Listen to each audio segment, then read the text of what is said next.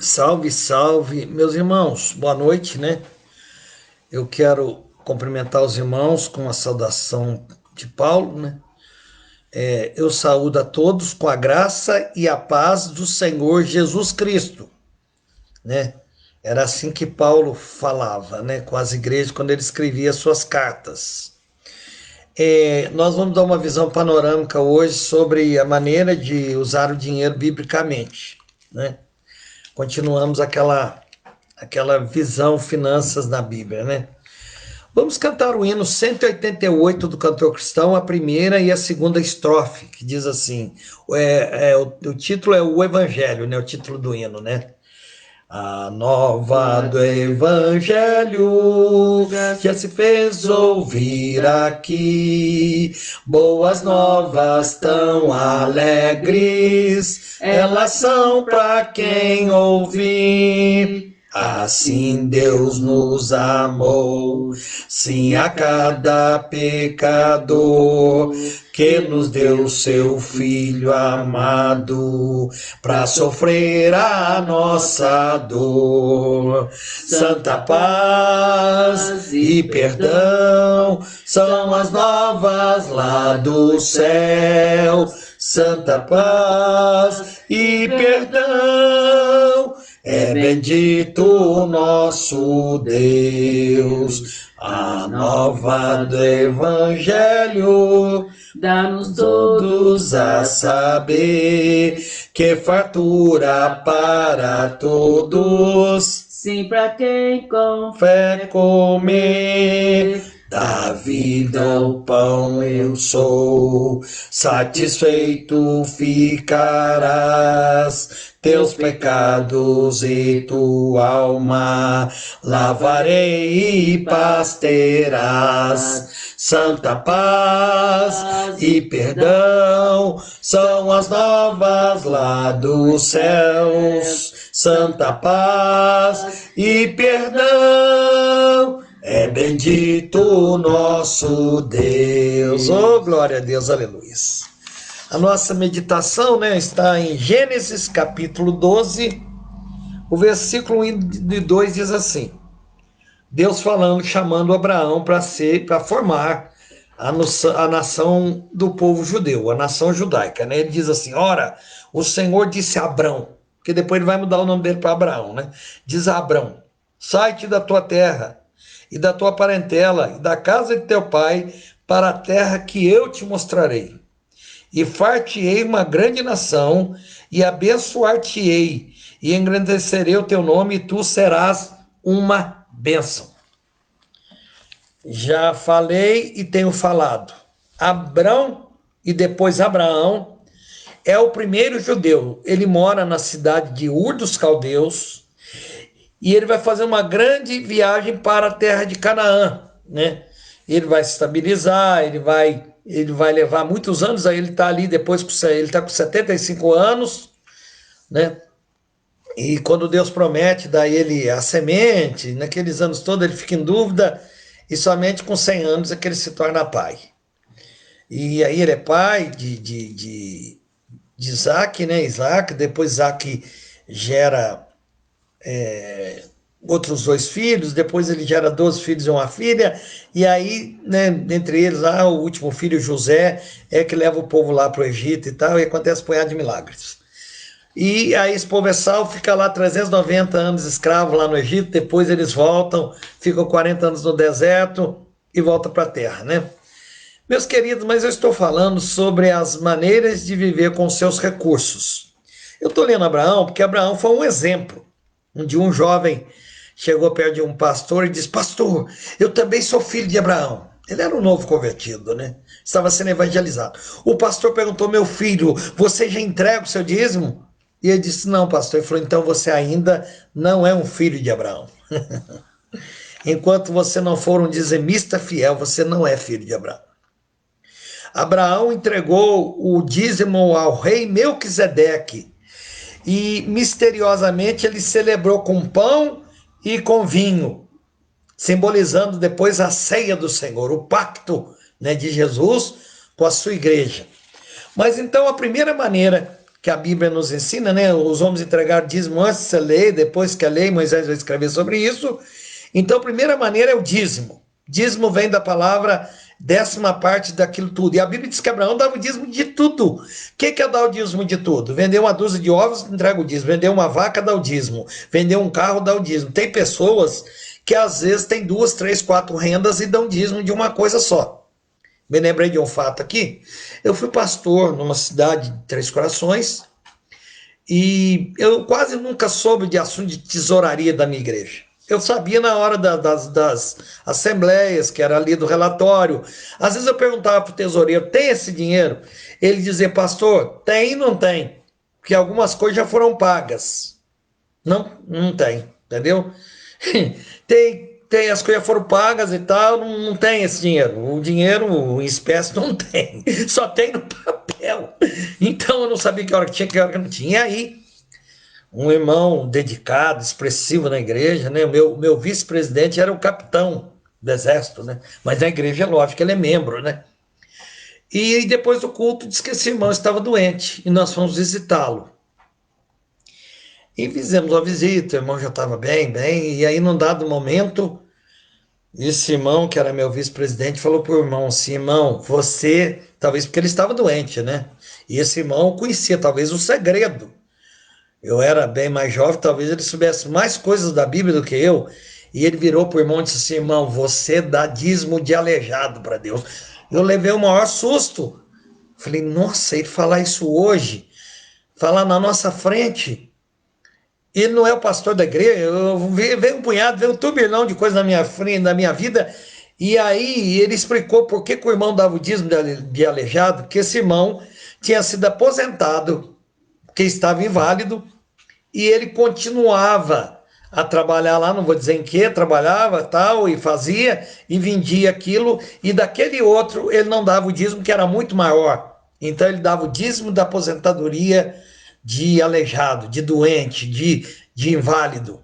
Ele considerava só aquilo. A Bíblia diz que o Abraão deu o dízimo de tudo. Irmão, se você tem uma fonte de renda de 2, 3, 4, todas elas. Um dia, quando eu ganhei um sargento, né, um professor para Jesus, eles me perguntaram, pastor, eu dou do líquido ou entrego do bruto o meu dízimo? E eu orientei ele, você entrega o dízimo do bruto, porque você ganhou tudo aquilo. Houve descontos lá da Previdência, houve certo desconto, mas você ganhou todo aquele salário bruto, tá? Se você até hoje não ouviu essa palavra, eu estou falando, pregando para você, tá? Então a gente entrega o dízimo do bruto, não é do líquido, tá? Você entrega de tudo que você ganha. Então a primeira coisa é o dízimo. Segundo, a Bíblia fala em oferta alçada. Essa oferta foi pregada por Moisés, traga uma oferta alçada. A palavra alçada significa uma oferta especial. Eu agora há um mês, eu fiz uma campanha, muitos aí que vão ver esse vídeo participou, né? Eu fiz uma campanha de oferta alçada com alvo, né? Eu queria comprar um violão para a gente louvar a Deus e muitas pessoas, vários irmãos participaram dessa campanha, né? Foi magnífica. Eles entregaram uma oferta especial ao Senhor. E eu oro e peço que Deus os honre e os abençoe, tá? Terceira maneira de contribuir na Bíblia. A minha irmã um dia me perguntou, então, Carlos, eu tô desanimado de dar esmola, talvez por causa dos avisos, né? Não dê esmola, entregue nas instituições, talvez porque as pessoas discutem muito, né?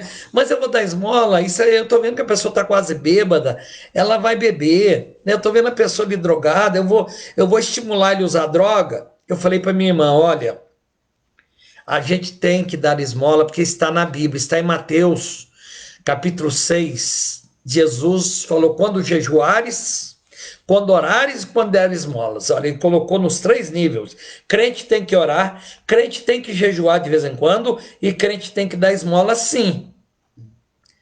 E outra coisa, agora não importa o destino que a pessoa vai dar o dinheiro, porque o brasileiro não sabe dar. Você sabia que o Brasil adora museus? As pessoas adoram, por exemplo, fulano me deu aquilo e eu nunca vou vender, nunca vou dar. Gente, depois que a pessoa te der uma coisa, você faz aquilo que você desejar. É seu. A pessoa no Brasil dá e não deu, entendeu? Tem pessoas que deu igreja para cadeira e a vida inteira conta que deu aquela igreja para cadeira. E se aquela cadeira for posta numa sala, ele se sente ofendido porque aquela cadeira tem que estar no templo, tem que estar na nave, tem que estar no melhor lugar da igreja. Não, você deu. O brasileiro não sabe dar. Outra coisa que eu digo, os maridos, os filhos, os pais não sabem dar. Né? Chega no dia dos pais, dia das mães, dão televisão, dão televisor, dão geladeira, dão marido dá fogão e panela de pressão. Isso não é presente. Presente são coisas pessoais. Teve um ano que eu tinha, né, um pouco de dinheiro, eu chamei a minha querida esposa, que está aqui louvando a Deus comigo, e eu falei para ela escolher 5 presentes, ela podia escolher. Primeiro eu comecei com um beijo, um abraço. Falei, ó, você pode escolher um beijo, um abraço. Depois falei para ela, você pode escolher uma roupa, eu vou te dar. Você pode escolher a roupa que você quiser, eu vou te dar. Eu vou levar você para almoçar fora, ou você pode escolher um dinheiro. Ela, né, eu a amo profundamente, irmãos. Ela foi, carinhosamente, acabou que eu dei tudo. Eu dei um dinheiro para ela, ela comprou uma roupa, e eu levei ela para almoçar, e abracei e beijei ela. Então, meus queridos, deu que a pessoa é presente é uma coisa pessoal. Às vezes eu até oro a Deus, Senhor, que a pessoa me dê em espécie, porque às vezes eu vou comprar uma coisa que eu preciso, mas foi a pessoa que me presenteou. O Cláudio Duarte, não, Cláudio Camp, pastor da Igreja Batista lá em Belo Horizonte, né? Da Igreja Batista da Paz, Príncipe da Paz, ele conta um fato. Eu estava numa convenção com ele da Donep, ele contou que ele não era pastor, ele era comerciante de imóveis e tal, e a loja dele era toda enrolada, ele não podia viajar, tinha muito gato. Mas quando ele converteu de verdade, ele consertou tudo aquilo, ele pagou os impostos em dia, ele viu muito milagre financeiro na vida dele. Ele conta que um dia estava numa convenção da Donep e era um grande dinheiro.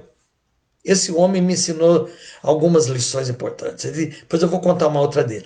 Ele estava lá na reunião de dia, numa convenção. Eu estive numa convenção na cidade de Varginha com eles, né?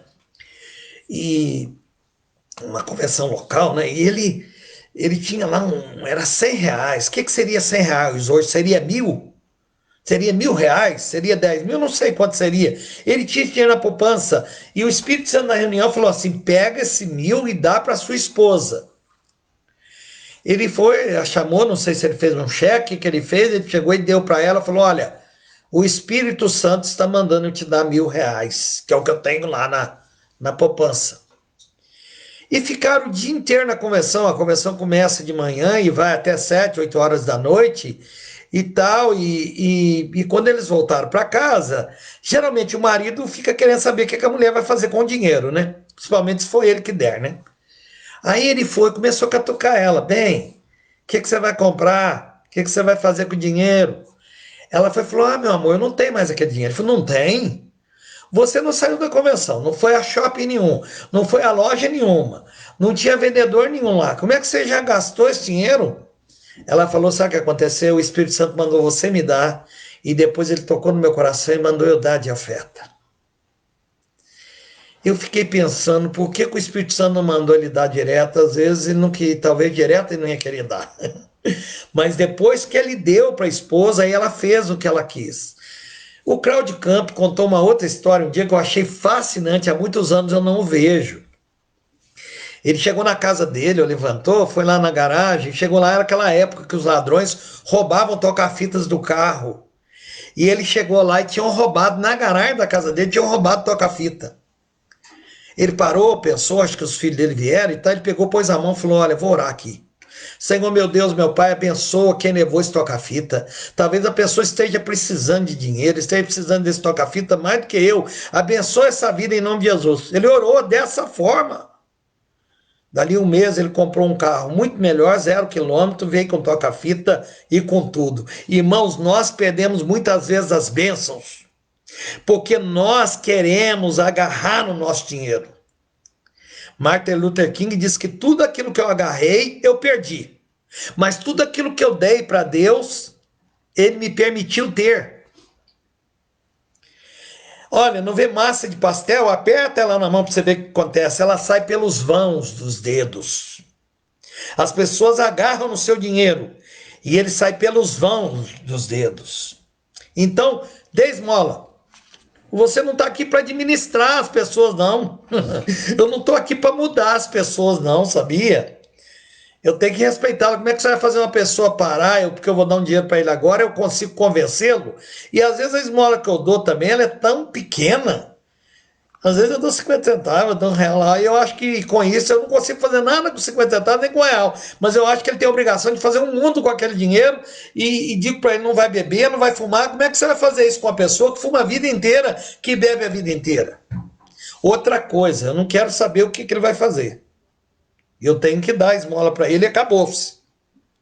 Ó, não tem que entrar na privacidade da pessoa, tá? Eu tenho que obedecer a Bíblia. A Bíblia manda dar esmola e dê. Agora eu vou mostrar um outro tipo de contribuição, oferta de desagravo. Está em 1 Samuel, capítulo 6. Os filisteus eram um povo inimigo do povo judeu. E a arca que Deus mandou construir representava Deus. E os filisteus roubaram a arca. Eles tiveram vários problemas, tiveram muitos problemas. Essa arca estava lá alguns meses, acho que eram 7 meses, e eles resolveram devolver a arca. Quem escreveu o livro de 1 Samuel foi o próprio profeta Samuel, tá? Que faz a transição do livro de Juízes para o livro lá de Reis, que ele depois vai consagrar o rei Saul e depois o rei Davi, né? São os primeiros reis de Israel, tá? O primeiro e o segundo. Ele vai ser o orientador também, assim, de certa forma, apesar que Saul não ouviu algumas vezes e mesmo ele não morrendo, Deus rejeitou, tá? O reinado dele. Mas aí eles foram orientados a devolver a arca com uma oferta de desagravo. E como havia acho que grandes 5 cidades, 5 reis, foi mandado que eles fizessem 5 tumores de ouro e 5 ratos. Essa oferta chama oferta de desagravo. Eu já entreguei uma oferta de desagravo. Eu aprendi com um dos meus amigos pastores que a oferta de desagravo você entrega quando tudo estiver dando errado na sua vida. Eu já passei por muitos desertos da minha vida. E agora nós estamos todos num deserto de um vírus aí, chamado corona em espanhol, que é coroa, né? Quer dizer, ele do momento, né? E é tão letal, tão violento. Tá todo mundo hoje num deserto, né? E aí, eu ouvi a primeira vez essa oferta, eu estava numa escola bíblica dominical. Irmãos, não perca a escola bíblica dominical, não deixe o seu pastor ficar sem fazer escola bíblica dominical, também não deixe ele lá sozinho, vá para a igreja. Eu sou uma pessoa que faço a escola bíblica dominical só com a minha esposa, e quando eu comecei obras, eu fazia escola dominical, eu, minha esposa e meus 2 filhos. Não deixe de ir à escola dominical, não deixe de fazer a escola bíblica dominical. Cada culto trata de uma área da nossa vida. Um crente que não vai à escola dominical não cria um caráter. Meus queridos, eu estava na escola dominical, a minha irmã, que é membro da igreja há muitos anos, eu que tive a felicidade de ganhar ela para Jesus, ela pediu a palavra e contou um testemunho. Disse, olha, meu marido é dono de uma vidraçaria e vendia com muitos cheques e tal, e ficou um punhado de cheques que não recebia mesmo. Teve uma pessoa lá, que não sei se a dívida era muito grande, ele foi lá, ele protestou a nota promissória, ele entrou e tudo mais, e esse cara, ele brigou com ele protestou, e esse rapaz não pagou. E aí o pastor pregou sobre essa oferta do desagravo, que a gente deve entregá-la, e ela disse que entregou essa oferta. Ela não falou valores. Sabe o que aconteceu? Isso não tem nada a ver com o seu dízimo, não tem nada a ver com a oferta alçada, irmãos. Tá? Não tem nada a ver com esmola. Porque tem gente que quer fazer uma coisa e não quer fazer outra. Tem gente que quer dar oferta alçada e não quer entregar o dízimo. Nada disso. A ordem é dízimo, é oferta alçada, aí vem outras ofertas, vem outra maneira de contribuir. Isso que eu estou querendo te dizer. Aí sabe, acho que foi dali 2 anos, né? Depois da oferta, acho que dentro daquele período todo, o que aconteceu? Aquele indivíduo que foi protestado procurou milagrosamente o meu cunhado, perguntou para ele quanto que eu te devo, qual é o juro, quanto é, o cara fez tudo lá, sem briga, sem nada, e ele pagou aquilo. E muitas pessoas vieram atrás dos seus cheques e pagaram. Irmãos, eu ouvi aquilo, eu tinha pregado, eu preguei para casais, eu estava ajudando a igreja, eu sei dizer que eu recebi lá uma bênção, uma gratificação, né, uma prebenda de R$850. Eu estava sem salário nessa época. Eu pensei, eu vou entregar R$85 de dízimo. e eu quero dar uma oferta de desagravo. Eu achei o seguinte, a oferta de desagravo não pode ser menor do que meu dízimo. Então eu entreguei 85 de dízimo, entreguei 85 de oferta de desagravo. Irmãos, eu não fujo das campanhas, tá? Não fujo das orientações de Deus, não. E eu tenho visto muito milagre na minha vida e na vida da minha esposa e dos meus filhos. Eu não vou detalhar, não tem tempo. E você não tem tempo para me ouvir tudo. E a mensagem do evangelho, ela é alopática, né? Ou ela é homeopática, né? Você não pega um vidro de remédio e toma tudo de uma vez, não. Você não pega comida, as compras do mês, come de uma vez, não. Você precisa comer porções para poder se manter e ter saúde, tá?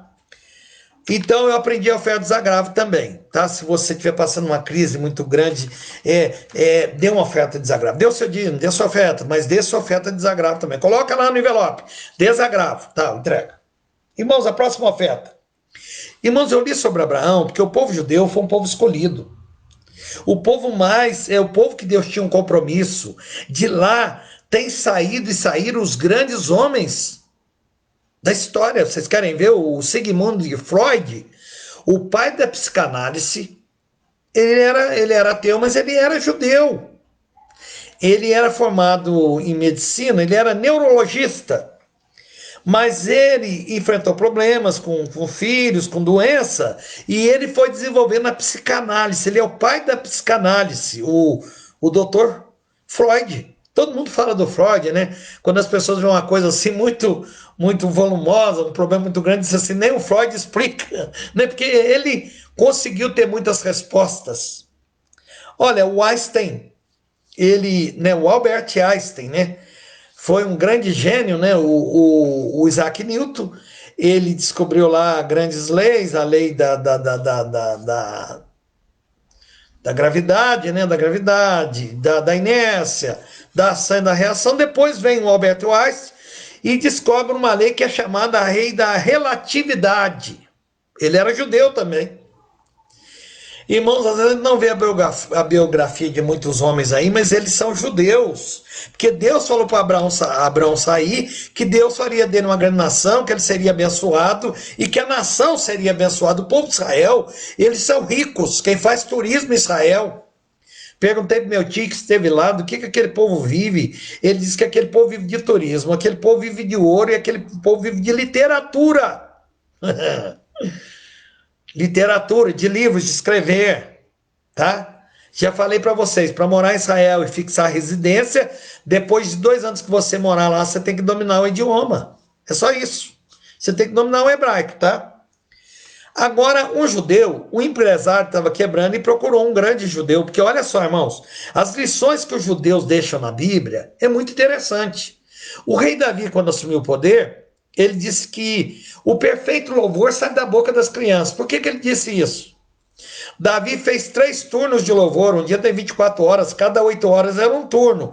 E ele notava que a hora que as crianças louvavam era a hora que era mais fácil de resolver os problemas do reino. Então o povo judeu dá muita inteligência, assim. A Bíblia é um livro que promete uma coisa que nenhum outro livro promete. Eu respeito todos os livros, porque eu sou um leitor dedicado, irmãos. Eu amo os livros. O Monteiro Lobato diz que um país faz com homens e com livros. O nosso poeta lá, o condoreiro, lá o poeta baiano, né? Castro Alves, ele diz, ó bendito que semeia livros, livros à mão cheia e manda o povo a pensar. O livro é germe na alma, que cai na palma, gota que cai no mar, quer dizer, que faz oceano, né? A vida muda, né? O homem é transformado, né? Por livros. Né? O livro, né? E a Bíblia é um livro, e é um livro sagrado, tá? Ele é o livro dos livros, mas nós precisamos ler os outros livros também. E aí, o povo judeu, então, é um povo que tem bênção, tá? Mas hoje Jesus está olhando para a igreja, mas Deus tem um compromisso moral com eles por causa de Abraão. Então, um empresário estava quebrando, procurou um judeu e perguntou, quando um judeu não está bem, o que ele faz diante de Deus? E aí ele aprendeu uma outra maneira de contribuir. Ele falou, existe uma oferta para os judeus chamada oferta do cordeiro. Porque o judeu dava animais para ser sacrificado. talvez, né, talvez a relação continuou, né? Porque Jesus também, eles não estão sacrificando, porque eles não têm o templo, mas eles continuam isso de uma outra forma, sacrificando. Aí o empresário ficou interessado, disse, como que é essa oferta? Essa oferta é a seguinte, avaliado um cordeiro, quanto custa? A pessoa tira aquela oferta, procura um líder, um cristão da sua confiança, e ela entrega, até ela não conta, ela faz um pedido a Deus e tal. Com essa oferta do cordeiro, irmãos, eu recebi a visita de uma pessoa íntima, né? Não devo falar, uma pessoa íntima. Ela me trouxe uma oferta, porque como ministro do evangelho, como pastor, como ela me disse, eu não estou olhando você com laços nenhum, que não seja como um líder, como um obreiro, como um pastor. E ela disse que falaram para ela que a oferta do cordeiro era R$ 300. Ela pesquisou e descobriu que no Brasil é 300, mas ela foi analisar em Israel, o cordeiro lá custa R$ 3.000. Então ela fez uma média e me entregou R$ 1.500. E eu estou debaixo de uma orientação dessa. Eu fui orar num grupo de oração em janeiro e um dos pastores falou para mim, você esse ano vai dar uma oferta do cordeiro. Eu já escolhi a pessoa, mas eu não tenho recurso ainda.